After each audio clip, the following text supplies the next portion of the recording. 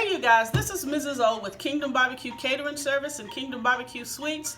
I had posted on my YouTube that today I'm going to make a red velvet cake. Let's say for your holiday Christmas dinner. Okay, let's get started. So what I have here is 2 cups of sugar, and I'm going to add to that 1 cup of canola oil. You can use vegetable oil, but I like canola oil myself. Okay, so I'm going to pour this in here. And then we're going to turn the mixer on.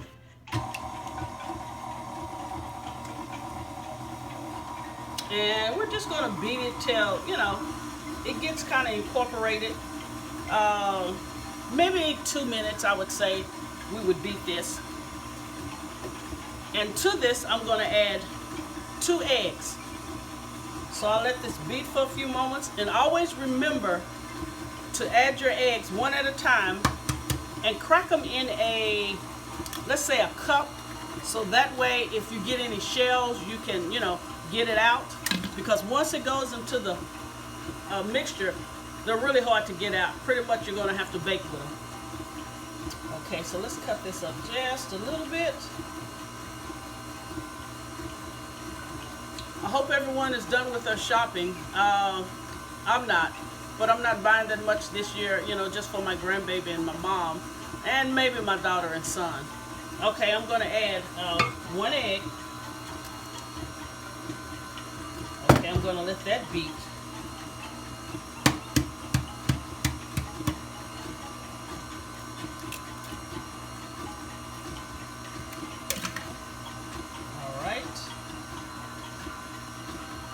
Now I'm going to add the other egg.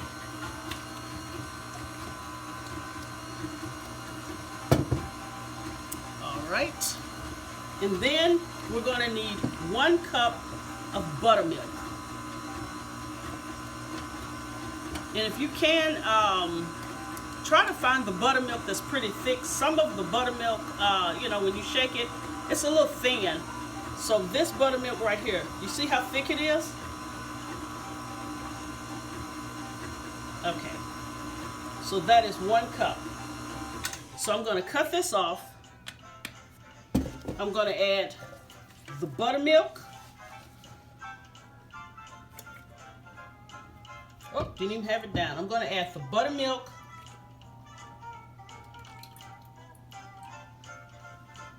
Two tablespoons of vanilla extract. Again, for your holiday baking, make sure it's the good extract.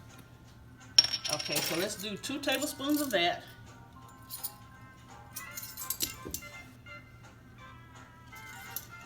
Okay, let's do 2 tablespoons of that. Okay. That's 2 there. And then I'm going to add 1 tablespoon. I know most people buy the red food coloring in the store. I don't really like that because it has an aftertaste. So I'm just going to show you what I use. No, they're not paying me for advertising. But since I'm doing the video, I really like this. It is called a red velvet extract, and it's really good. And you don't need a lot. So I'm just going to use 1 tablespoon of this. But if you can, get this. It's really good. Okay, let's put this in there. And I want you to see the color. You see how thick that is? And it really smells divine. Okay. Now let's mix this up. And I want you to actually see how deep the red color gets.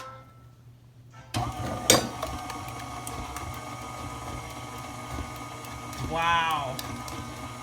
You see how deep that gets? Because of this red velvet extract. I mean, it's really good. I wouldn't use a red food coloring in the store because it has a horrible aftertaste. Okay, we're going to mix that. Okay, now what I'm going to need is I'm reading my instructions, you guys, I'm sorry. I'm going to need 1 cup of hot coffee. It's a good trick, huh? Hold on, let me get the coffee. 1 cup of hot coffee.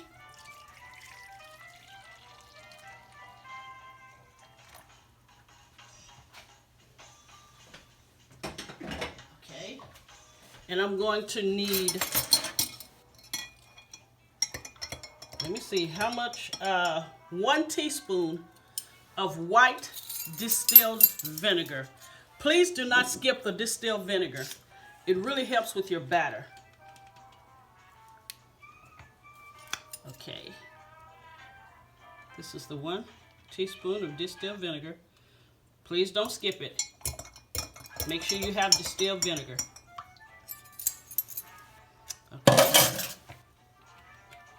Now be real careful with this because it's going to be a little sloppy and this coffee is hot.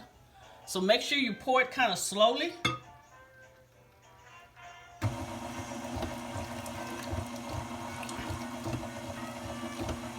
Okay, I'm going to pour a little of this and then I'm going to do my dry ingredients. And what I have here is 2 cups of all-purpose flour, a teaspoon of baking soda, teaspoon of baking powder, teaspoon of salt, and 2 tablespoons of unsweetened cocoa. So we're going to add this. Let's do 2 spoons at a time. Okay. And be careful, because when you turn it on, your batter is kind of liquidy, but it's going to make an awesome moist cake. Okay. Let's pour a little more of this coffee and vinegar mixture. You see how it's smoking? And you think it would be bad for your cake, but oh, wow. The cake is going to turn out awesome. So let's just do this a little slow. Okay, now we can speed it up. Okay, a little more of the flour mixture with the cocoa powder and baking soda and salt. Okay, let's go again.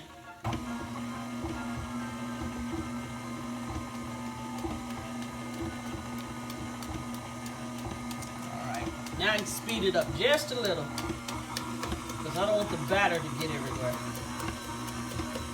Okay. Let's go again.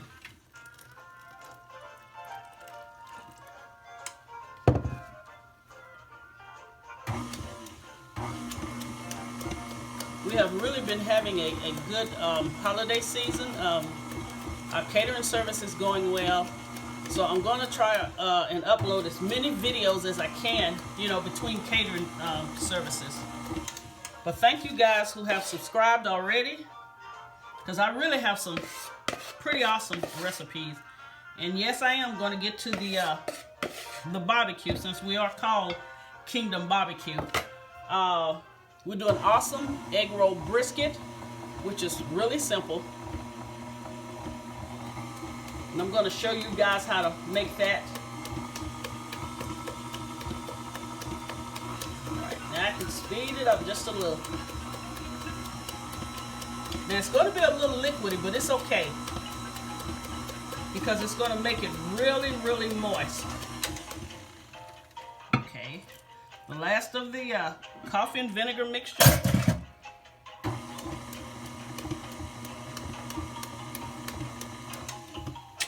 And the last of the cocoa powder and flour mixture.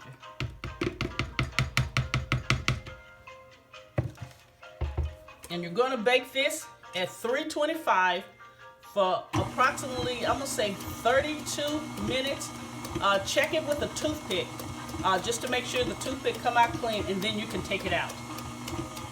But I'm going to say 32 minutes, but you can adjust it according to your oven, because some people ovens are faster, some people ovens are slower. But do not take it out before 30 minutes. Okay, one last whip.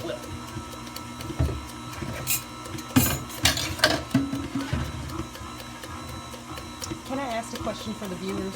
Yes. Okay. You know how you did the coffee and then the dry ingredients? What would happen if you put it all in there together and just did it? It wouldn't mix well. Okay. So that is the reason you add a little at a time. So that way you can have a smooth batter and, you know, it incorporate well. I did try one time to just pour all the flour in and the hot coffee mixture, and it didn't come out right. So thanks for asking that.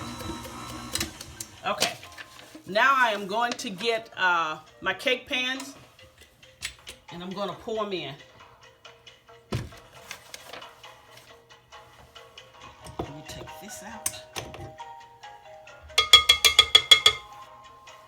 Let me get a spoon just to stir it. You always want to stir the bottom. Even though this is kind of liquidy, you still want to stir it.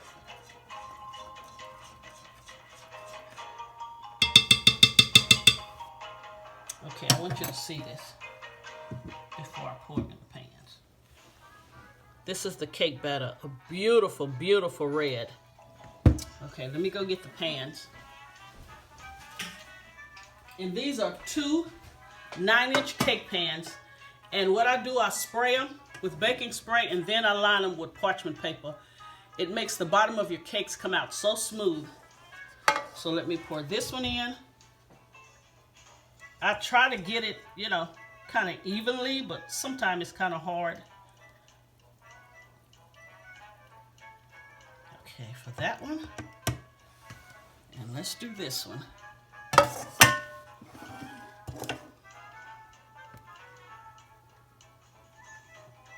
All right. It looks almost even. Let's go again with this one. You know, sometimes we eyeball it and it still come out crooked. You know, too much batter. I'm sorry, not crooked. So it's going to make real nice tall cakes. And then I want to show you something that I'm about to do.